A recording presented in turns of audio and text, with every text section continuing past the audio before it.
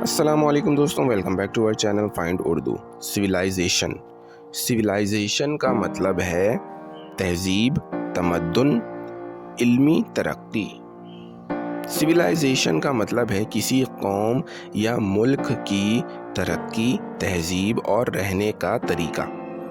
یہ انسانوں کی سماجی، سیاسی اور علمی ترقی کو دکھاتا ہے، جیسے مصری، ایجپشن اور رومان سویلائزیشن مشہور ہیں۔ Ancient civilization left behind many historical monuments۔